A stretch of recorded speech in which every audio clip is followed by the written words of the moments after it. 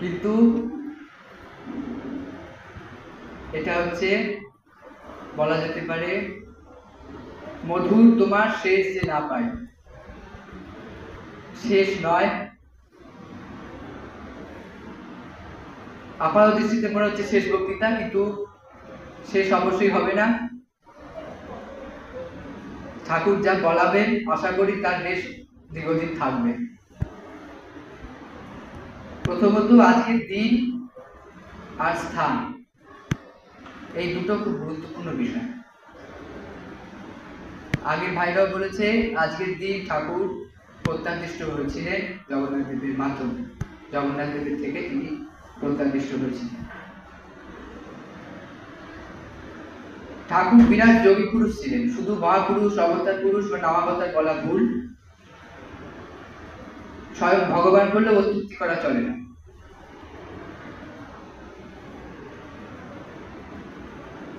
আমরা শিবকে দেখেছি, ঠাকুরকে দেখলে মনে হবে জ্যান্ত শিব, তার জটা, তার সেই চেহারা। ঠাকুর নিজে বলেছেন ন ভূত ন ভবিষ্যতি, ऐसा साधु कभी भी नहीं होगा, कभी भी नहीं हुआ। সুতরাং সেই শুকনো সাধুকে দেখে এত মানুষে আসছে, এত মানুষে তার কাছে আশ্রয় গ্রহণ করছে, এটা কিন্তু সামান্য কথা নয়।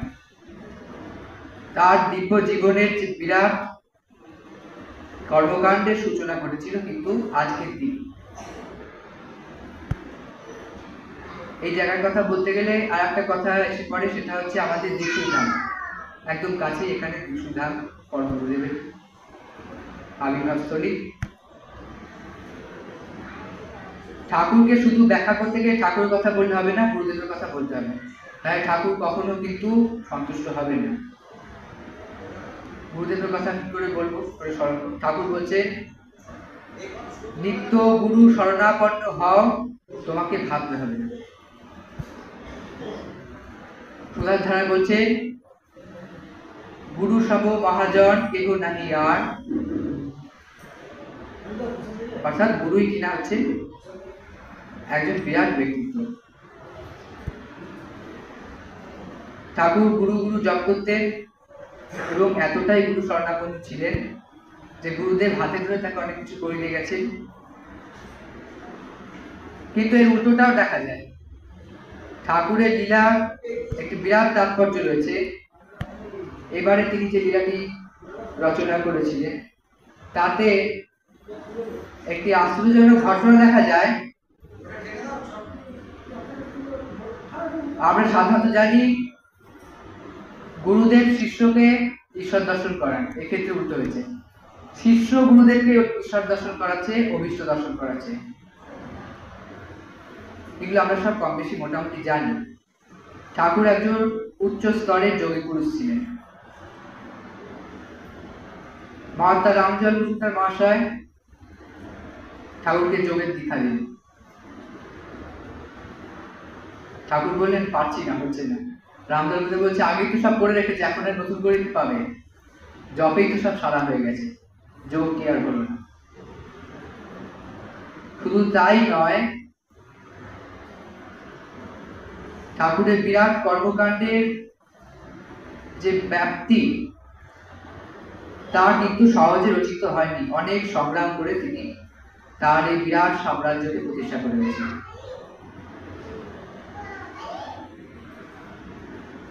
যদি সহজ কথা বলা যায়, প্রথমেই ঠাকুরকে ভগবান বলাটা ভুল। একটা ছোট কথা বলি, যারা যে উপস্থিত আছেন, যদি আমি আপনাদের কাউকে বলি একটা ব্যক্তিকে দেখে এটা তোমার বাবা হয়, মানবেন কেউ?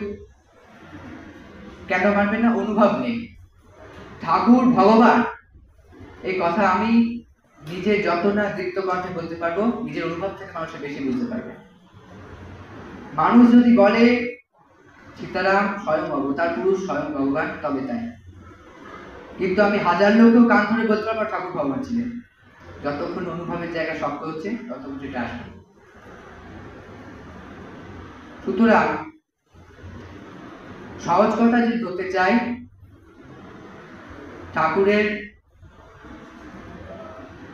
এই যে প্রবোধচন্দ্র চট্টোপাধ্যায় থেকে মহাযোগী মহাপুরুষ সীতারাম দাস শঙ্করনাথ, অনন্ত শ্রী ভগবান সীতারাম দাস শঙ্করনাথ, এতে রূপান্তরিত হওয়া কিন্তু সহজ বিষয় ছিল না। যদি আমরা দেখি তার কোন কোন বিষয় প্রবোধ থেকে সীতারাম উপনীত করেছিল, তাহলে দেখব তার গুরু শরণাগতি। গুরুদেবকে ছাড়া এক মুহূর্ত চলতেন না এবং গুরুদেবের পাদুকা মুখে করে রাখতেন সবসময় গুরুদেবের ভরসা। এবং অন্তিম দিনে যখন ঠাকুর বারোতলায় রয়েছে, সেই সময়ও তার মাথার পাশে গুরু পাদুকা ছিল। সারা জীবনে যা করেছেন সব গুরুদেবের জন্য করেছে। এবং শুধু গুরুদেব নয়, গুরু মাতা হেমাঙ্গিনী দেবীর জন্য করেছে। যখন নতুন নতুন ঠাকুর আশ্রম প্রতিষ্ঠা করছেন, তখন আশ্রমের যে কোনো পুজো পাঠ হতো তা কিন্তু পরম গুরুমার নামে সংকল্পিত হতো। কোনো মন্দির প্রতিষ্ঠা হোক বা কোনো শুভ কাজ হোক, পুজো পাঠ হোক, সব কিন্তু গুরুমার নামে ঠাকুর করতেন। এটি আমরা দেখেছি, জানতে পেরেছি। দেখেছি ভোলা ভুল, চর্মচক্ষে দেখিনি, মানস চক্ষে দেখেছি।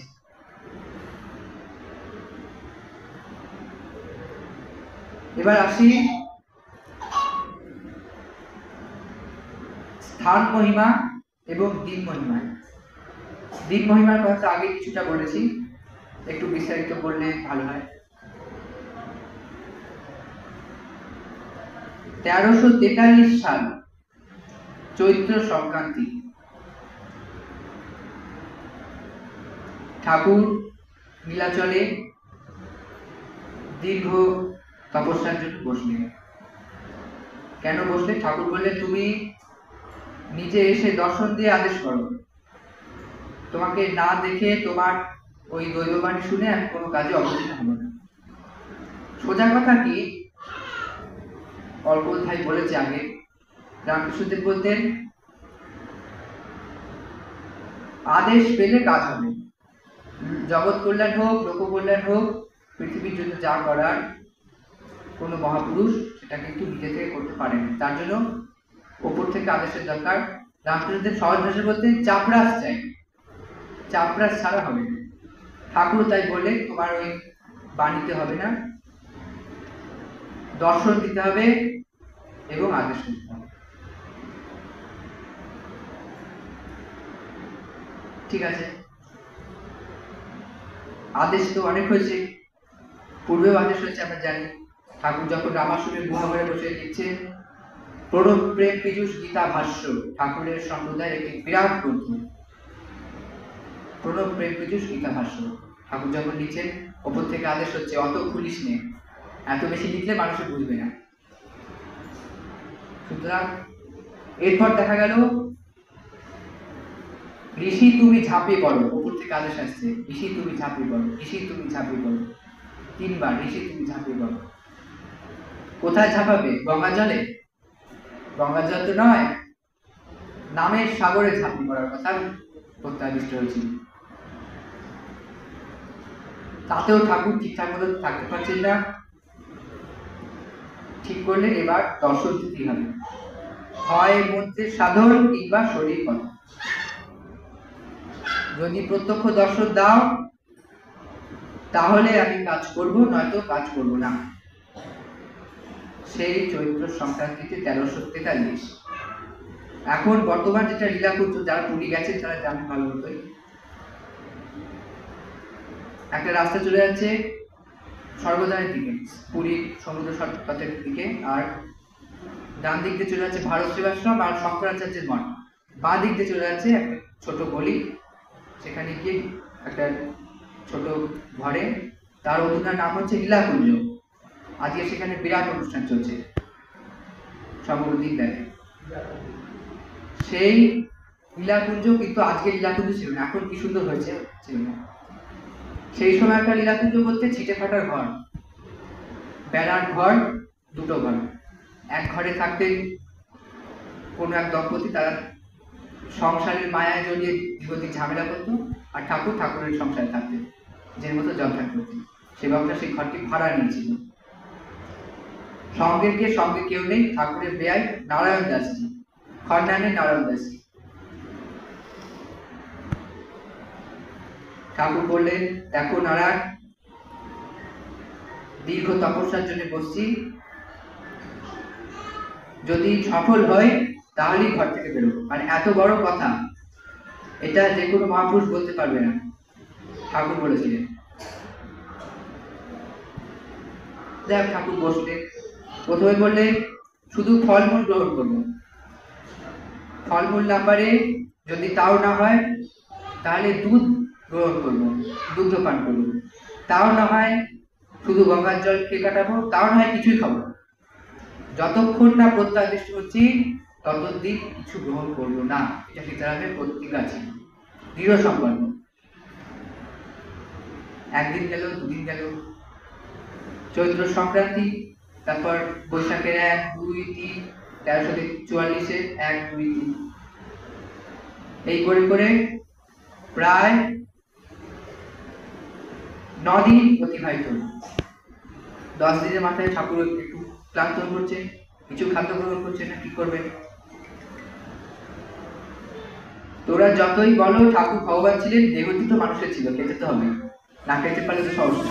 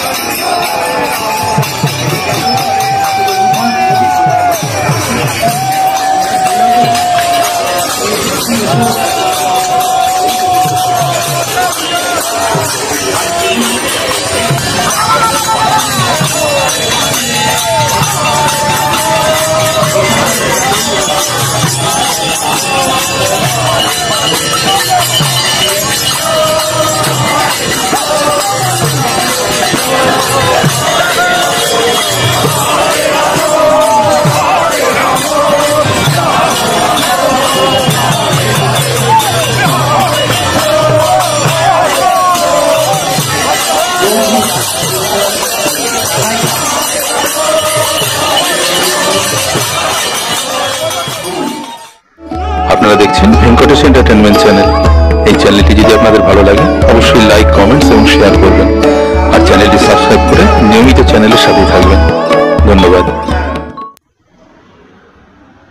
সুতরাং ঠাকুর শুধুমাত্রই যে বাংলাকে বা হুগলি জেলাকে বা আমাদের ভারতবর্ষকে নাম দিয়ে গেছেন তা না। ঠাকুরের একটি দীর্ঘ ঠাকুর সংকল্প বলা ভুল, এই সংকল্প ছিল পরম গুরুদেবের। পরম গুরুদেব বলেছিলেন আরব যাব, তাতার যাব, কিন্তু তার জীবদ্দশায় তা হয়নি। বিভিন্ন জায়গায় বলে থাকি পরম গুরুদেব দেখা গেল ঠাকুরের অনেক আগে, প্রায় বলা যায় পরম গুরুদেব তখন মধ্যবয়সী একজন সুদর্শন পুরুষ। সেই অবস্থায় কিন্তু তিনি দেহ রক্ষা করলেন, মহাপ্রয়াণে বিলীন হলেন। কেন? সাধারণ দৃষ্টিতে বলা হবে কি না এটা একটা জৈবিক ব্যাপার, মানুষ তো আসবে মরবে সবই হবে, কিন্তু একটু গভীর ভাবনা চিন্তা করলে বলা যায় এটা একদমই নয়। পরম গুরুদেব দেহে থাকুন, ঠাকুর জীবনে কোনদিন নাম প্রচার করতেন না। সেই ঔদ্ধত্য, সেই আকাঙ্ক্ষা ঠাকুরের জীবনে কোনোদিনও হতো না। ঠাকুর নাম প্রচার করলেন কেন? তার একটা কিন্তু কারণ আমরা খুঁজে পাই। পরম গুরুদেব বলেছিলেন আরব যাবো তাতার যাবো, সেই সময় তিনি পাননি, তার আগে তাকে চলে যেতে হয় পরম লোকে।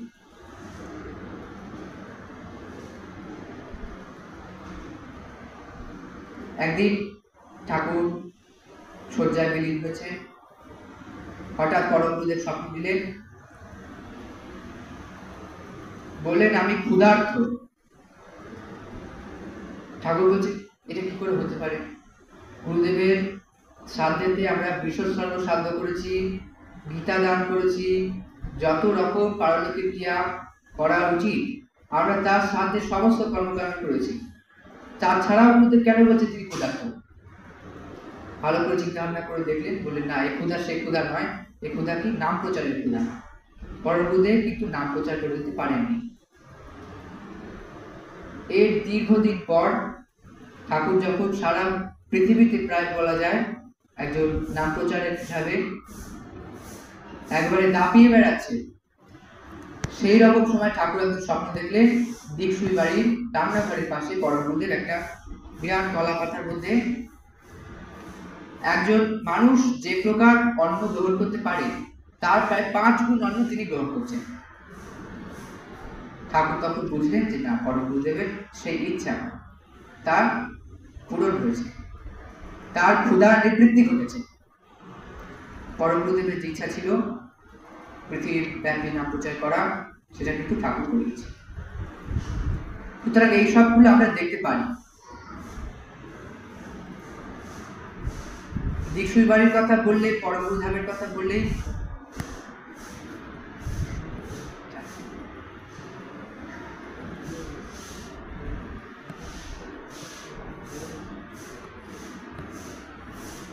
স্থান মাহাত্মের কথা ধরতে হবে। স্থান মাহাত্মের কথা ধরলে বলা যায়, আমি বেশ কটা ঘটনা বলবো এই অঞ্চলের সঙ্গে যুক্ত।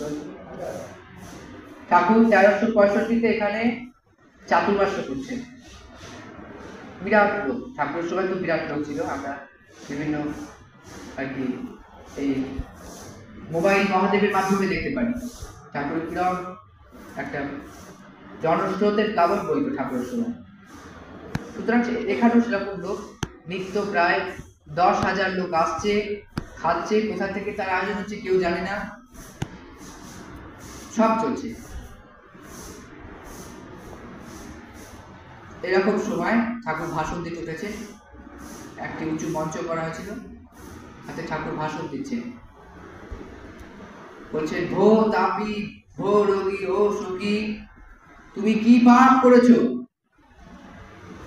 তুমি কি পাপ করেছো, আমি সব গ্রহণ করলাম। এরকম ভাবে ঠাকুর ভাষণ দিচ্ছে, তার উদাত্ত কণ্ঠে ঠাকুর যেরকম ভাষণ দিতেন এরকম ভাবে ঠাকুর ভাষণ দিচ্ছে।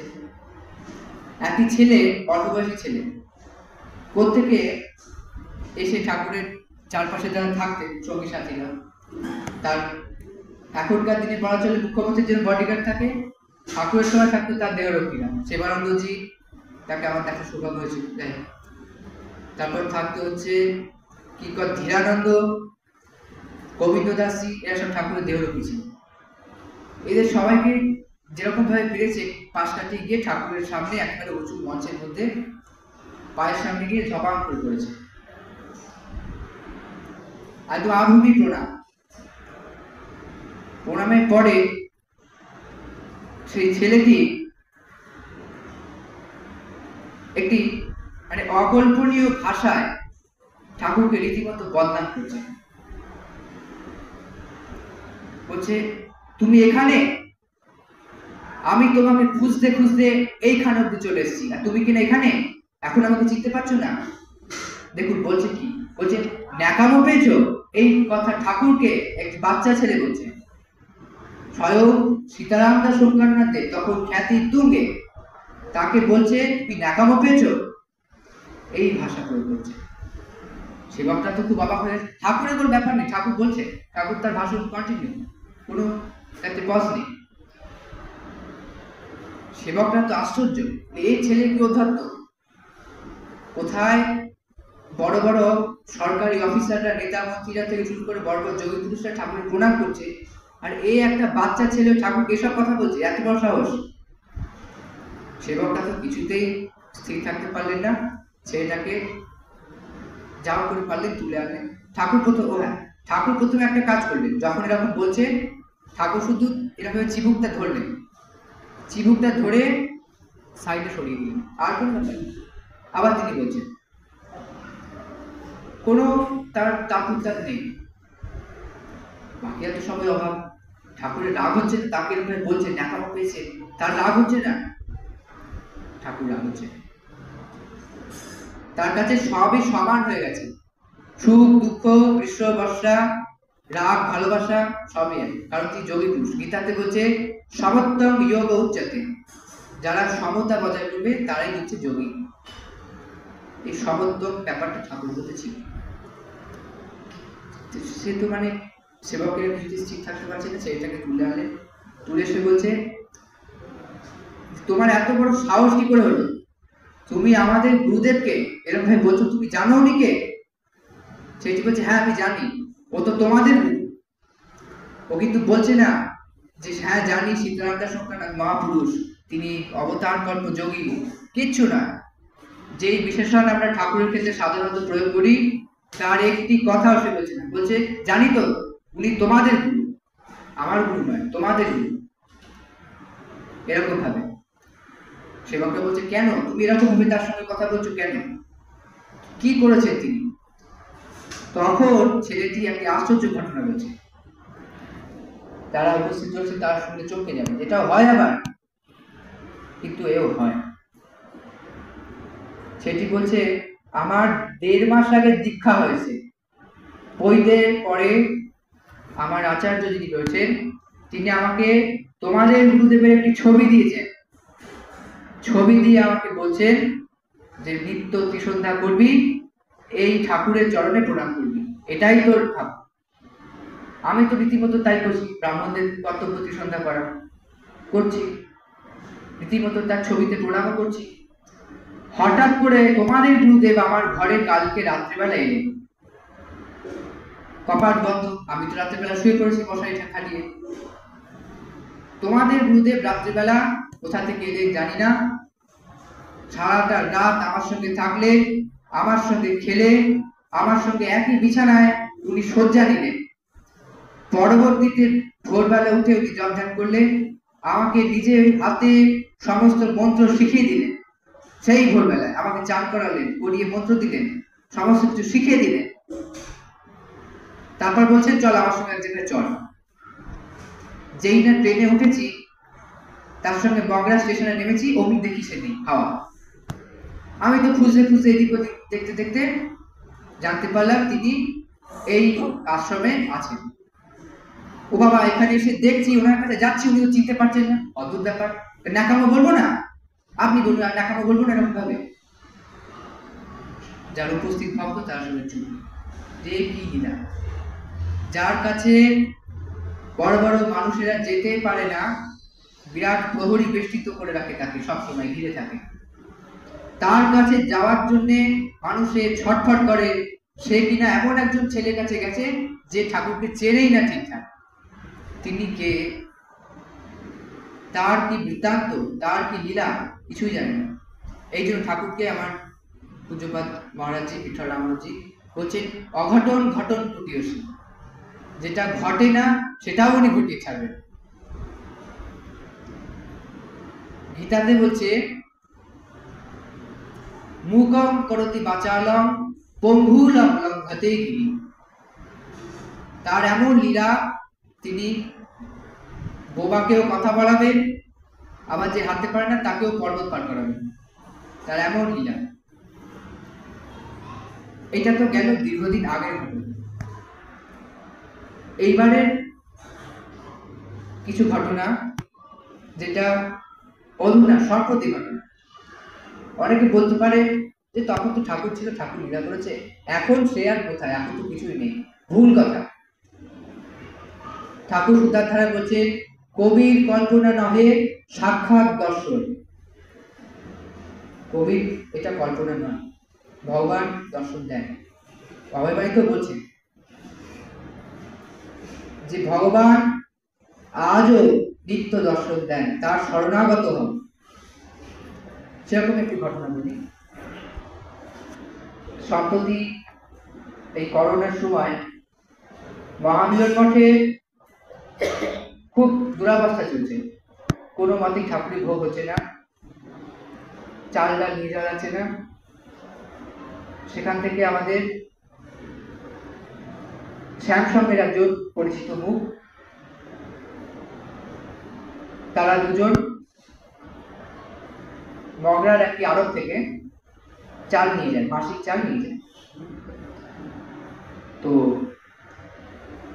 লকডাউনের সময় তাদের একটি সামাজিক প্রভাব আছে বলে তাদের কোনো রকম পুলিশে আর ধরেনি, সহজেই অত দূর থেকে এতদূর আসতে পেরেছে। তো তারা বলছে, আমরা জানো প্রীতম ভাই, আমরা চাল তো কিনলাম, চাল কিনে রাস্তা ফাঁকা, লকডাউন চলছে, তখন লকডাউনের সময় তো ধুধু রাস্তা। বলছে আমরা গঞ্জে দাঁড়িয়ে রয়েছি, আশ্রম তখন বন্ধ, আনন্দকরণ আশ্রম বন্ধ, আমরা যেতে পারিনি কোনো রকম যোগাযোগ করে। গঞ্জে দাঁড়িয়ে রয়েছি, গাড়ি আসবে আমরা যাব, চালের বস্তা নিয়ে দাঁড়িয়ে রয়েছি। হঠাৎ করে পিছন দিক দিয়ে দেখলাম কি একজন হাত ধরে ডাকলো, পিছন দিকে ফিরলাম, আমাকে বলছে, যে বলছে প্রত্যক্ষদর্শী, সে বলছে তুমি বিশ্বাস করবে না, আমার গায়ে কাঁটা দিচ্ছে, হুবহু ঠাকুরের মতো দেখতে একজন, ঠাকুরের মতো দাড়ি, ঠাকুরের মতো চুল, ঠাকুরের মতো সেই একেবারে রোগা চেহারা, তার গায়ের যেরকম রং হুবহু সেরকম দেখতে। আমার দিকে অদ্ভুত ভাবে তাকিয়ে বলছে যে আমাকে একটু চাল দেবে। বলছে তুমি বলো, এই লকডাউনের সময় পৃথিবী পুরো যেন লক হয়ে গেছে, আমরা দুজন কোনো মতে গেছি আশ্রমে চাল আনার জন্য, সেইখানে ওরকম একজন ব্যক্তি কি করে কোত্থেকে আসবে, চিঠির তো পুরো ফাঁকা, চারিদিকে একটা জনমানুষ নেই, এমনকি কোনো কাক বেড়ালো নেই, সেখানে ওরকম একজন মানুষ। আমরা তো আশ্চর্য হয়ে গেছি। তাকে আমরা চাল দিলাম, দিয়ে তাকে কিছুক্ষণ বসতে করলাম, তাকে জল দেওয়া হলো। আমরা তো ভাবছি তিনি ঠাকুর, ঠাকুরের প্রতিমূর্তি, তাকে আমরা সেরকমভাবে সেবা করলাম। এরপরে আমরা যখন গাড়ি চালিয়ে ফিরে আসবো, ফেরার পথে দেখছি গাড়ির যে পাশে আয়না থাকে তাতে দেখছি সেই ভদ্রলোক অদ্ভুত ভাবে যেন তার চারপাশ দিয়ে জ্যোতি বেরোচ্ছে এবং তিনি ঠাকুরের মতো অদ্ভুত ভাবে হাসছেন এবং বসে আছে। ঠাকুর যেমন ছিলেন তার ডান পাটি খন্ড ছিল, তো সেই পাটা সম্পূর্ণ ভাঁজ করে রাখতেন, আর বাম পাটা এই ছবিতেও দেখা যাচ্ছে, ডান পাটা পুরো সম্পূর্ণ সিধে করা, বাঁ পাটা একটু ভাঁজ করা। তুমি বিশ্বাস করবে না প্রীতম ভাই, ওরকম ভাবে সে ভদ্রলোক বসে আছে, আর সেই হাঁটুর ওপর হাত দিয়ে ঠাকুরের মতো অবিকল ভাবে বসে আমাদের দিকে তাকিয়ে হাসছে। এই ঘটনাও কিন্তু মগরাতে ঘটেছে। সুতরাং মগরা তীর্থ কিন্তু ঠাকুরের যারা সন্তানরা রয়েছে তাদের কাছে একটি মহাতীর্থ, ছোটখাটো কিছু নয়। ঠাকুর এখানে গুহাঘর করেছে এবং এখানে গুহাঘরে তিনি অতন্ত্র সাধনা করে গেছেন, সেই সাধনার যেন অন্ত নেই। এমন এমন দিক গেছে ঠাকুর গুহাঘর থেকে বেরোতেন না, যারা প্রত্যক্ষদর্শী ছিলেন তারা ভালো জানেন। সেবকরা সব আশ্চর্য হয়ে গেছে, ঠাকুরের বারণ, সীতারামের আদেশ, কেউ ভেতর প্রবেশ করবে না, ঠাকুর ভেতর দিয়ে বন্ধ করে দিতেন। কোনো কোনো সময় কোনো সেবককে বাইরে পাহারা দিতে বলতেন, এই ঠিকঠাক ছিল। সুতরাং আমরা তো বুঝতে পারছি ঠাকুর তো বিরাট মহাপুরুষ ছিলেন, তার জগৎ কল্যাণের জন্য কেন ভগবানের আদেশের প্রয়োজন ছিল, কি কারণ, বা তার এই যে সাধনা, এগুলো দরকার কি ছিল। যার 6 বছর বয়সে শিব দর্শন, 26 বছর বয়সে আবার শিব দর্শন, 26 বছর বয়সে শিব এসে বলছেন যে ঠাকুর বলছে তুমি কে, শিব বলছে আমি তোর গুরু, বাল্যে এসেছিলাম, চিনতে পারিসনি। সুতরাং কি তার দরকার এত, তার 41 বছর বয়সে এত তপস্যা করার কি প্রয়োজন। এবং আরো আশ্চর্যজনক ঘটনা, ঠাকুর 22 মাস মৌন ছিলেন ওঙ্কারেশ্বরে, 22 মাস মৌন। আমরা তো 22 মিনিট মৌন থাকতে পারি না, ঠাকুর সেখানে 22 মাস মৌন ছিলেন। কেন এত দরকার, এই সাধনার কেন দরকার, কি প্রয়োজন। এবার একটু তাত্ত্বিক দিক বিশ্লেষণ করে বলা যায়, মহাপ্রভু কি বলেছেন? আপনি আচরি ধর্ম অপরে শিখান। ঠাকুরের লীলাদ্রির ক্ষেত্রেও আমরা প্রত্যক্ষভাবে দেখতে পারি, তিনি যা যা করে গেছেন তাই কিন্তু পালন করতে বলছেন। তার বাইরে একটা কথা বলছেন, ঠাকুর নিজের নিত্য ত্রিসন্ধ্যা করতেন, তাই জন্য ব্রাহ্মণদের বলছে ত্রিসন্ধ্যা করো। তিনি নিজে যা আচরণ করেছেন তা সকলকে শিখিয়ে দিয়ে গেছেন। যদি তার এই তপস্যা না থাকতো, লোকে বলতো তোমার বলে তপস্যা করে, আমরা কেন তার কথা শুনতে যাব? এই প্রসঙ্গে এখন শেষ করি, একটা ছোট কথা বলি। ঠাকুর একজন গুরু ভাই ছিলেন, পরম পূজ্যপাদ শ্রীমৎ দাশরথীদেব যোগেশ্বরের দীক্ষিত একজন ব্যক্তি, ঠাকুরের গুরু ভাই সম্পর্কে। ধীরেন্দ্রনাথ মুখোপাধ্যায়